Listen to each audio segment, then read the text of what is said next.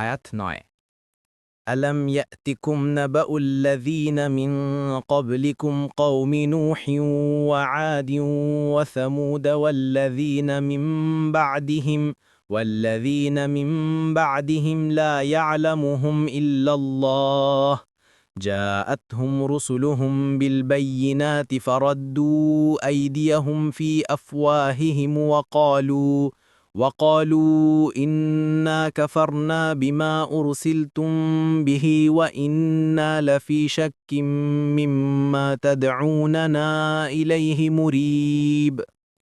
অনুবাদ, তোমাদের কাছে কি সংবাদ আসেনি তোমাদের পূর্ববর্তীদের, নুহের সম্প্রদায়ের, আদের ও সামুদের, এবং যারা তাদের পরের, যাদেরকে আল্লাহ ছাড়া অন্য কেউ জানে না? তাদের কাছে স্পষ্ট প্রমাণাদিসহ তাদের রাসূলগণ এসেছিলেন। অতঃপর তারা তাদের হাত তাদের মুখে স্থাপন করেছিল এবং বলেছিল, যা সহ তোমরা প্রেরিত হয়েছ তা আমরা অবশ্যই অস্বীকার করলাম, আর নিশ্চয়ই আমরা বিভ্রান্তিকর সন্দেহে রয়েছি সে বিষয়ে যার দিকে তোমরা আমাদেরকে ডাকছ ইলাহি। তাফসির ১ নং ফুটনোটের বিবরণ। এই শব্দগুলোর ব্যাখ্যার ব্যাপারে তাফসিরকারকদের মধ্যে কিছু মতভেদ দেখা গেছে।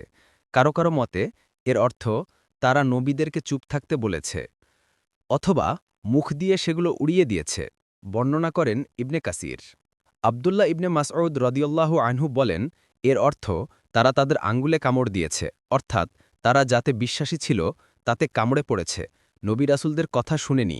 কাতাদা ও মুজাহিদ এখানে এর অর্থ হচ্ছে রাসূলগণ যা নিয়ে এসেছে তারা তাদের কথা প্রত্যাখ্যান করেছে আর মুখে তাদের উপর মিথ্যারোপ করেছে।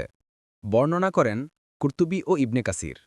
২ নং ফুটনোটের বিবরণ, অর্থাৎ এমন সন্দেহ যার ফলে প্রশান্তি বিদায় নিয়েছে, অর্থাৎ তোমরা যা নিয়ে এসেছ তাতে আমরা বিশ্বাস স্থাপন করব না, কারণ তোমাদের দাওয়াতের ব্যাপারে আমরা শক্তিশালী সন্দেহে নিপতিত। বর্ণনা করেন ইবনে কাসির, আমরা মনে করছি তোমরা রাজত্ব অথবা দুনিয়ার কোনো উদ্দেশ্য হাসিলের চেষ্টায় আছো।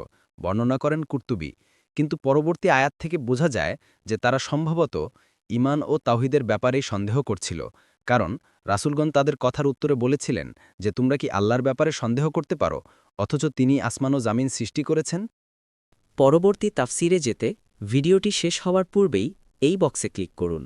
ভয়েস বা উচ্চারণে অনিচ্ছাকৃত ত্রুটি ক্ষমাসুন্দর দৃষ্টিতে দেখবেন ইনশাআল্লাহ।